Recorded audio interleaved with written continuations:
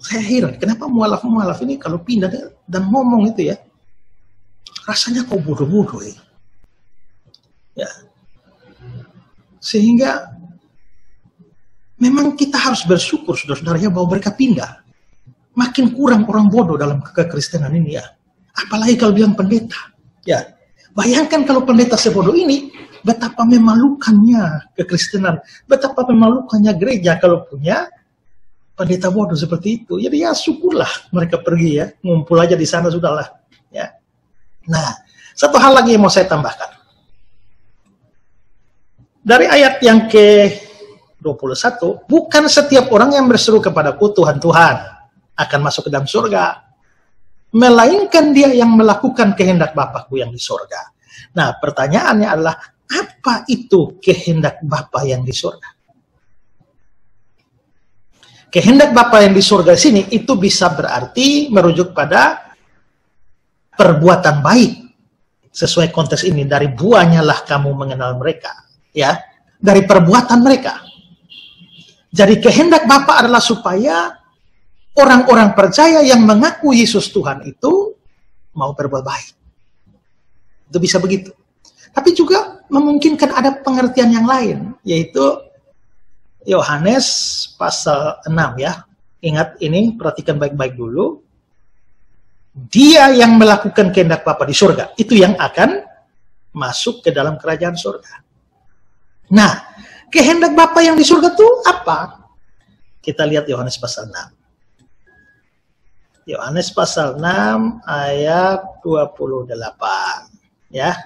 Lalu kata mereka kepadanya, apakah yang harus kami perbuat supaya kami mengerjakan pekerjaan yang dikehendaki Allah?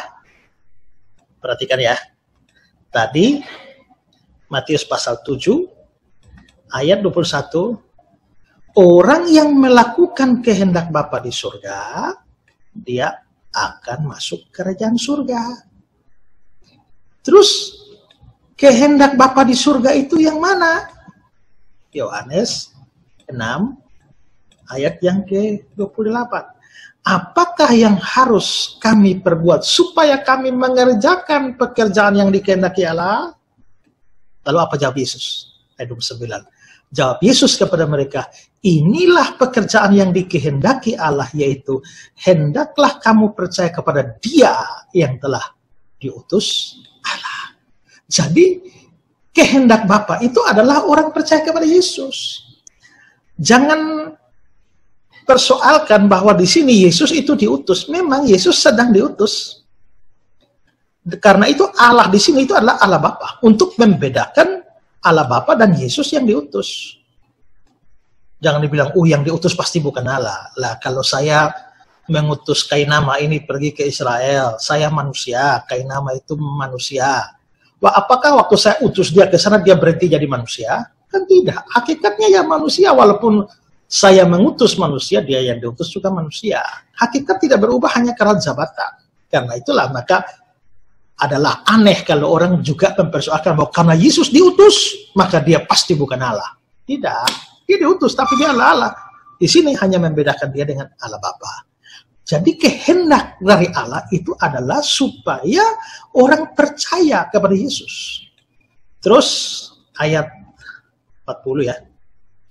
Sebab inilah kehendak Bapakku, yaitu supaya setiap orang yang melihat anak ini Yesus, dan yang percaya kepadanya, percaya kepada Yesus, beroleh hidup yang kekal.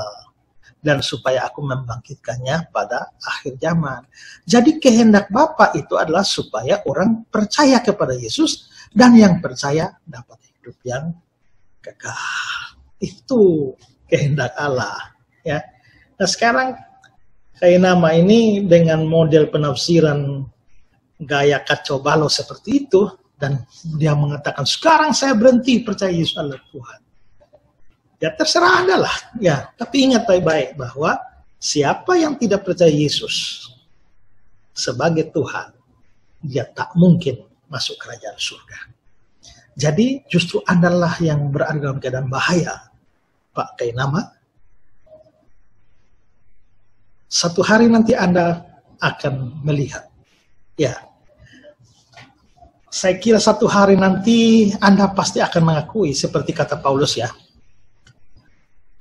Filipi pasal 2. Supaya dalam nama Yesus bertekuk lutut segala yang ada di langit dan yang ada di atas bumi dan yang ada di bawah bumi, dan segala lidah mengaku Yesus Kristus adalah Tuhan bagi kemuliaan Allah Bapa.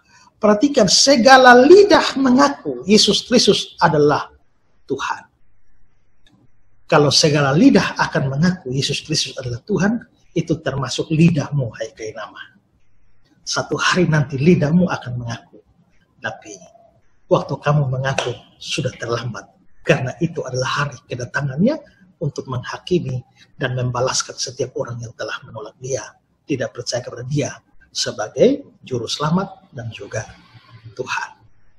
Jadi kalau belum, jangan sampai saudara terlambat. Kalau memang ada kesempatan untuk mengaku, mengakulah sebelum kamu harus dipaksa untuk mengaku. Ya, oke, itu saja penjelasan saya. Dan untuk teman-teman Kristen, ini mari lihat ya bahwa ini penting bagi kita untuk belajar Alkitab dengan baik, dan satu ayat tidak boleh dicopot dari konteksnya, karena kita tahu bahwa aliran-aliran sesat, bidat-bidat, ya, model kayak para mualaf, model begini, itu kan cara-cara mereka itu adalah mencomot-comot ayat saja terlepas dari konteks. Ya, jadi karena itulah kita juga perlu belajar Alkitab dengan baik, menafsirkan secara benar supaya tidak gampang goyang dan juga bisa memberikan jawaban untuk jenis-jenis seperti Kainama ini dan juga rekan-rekannya.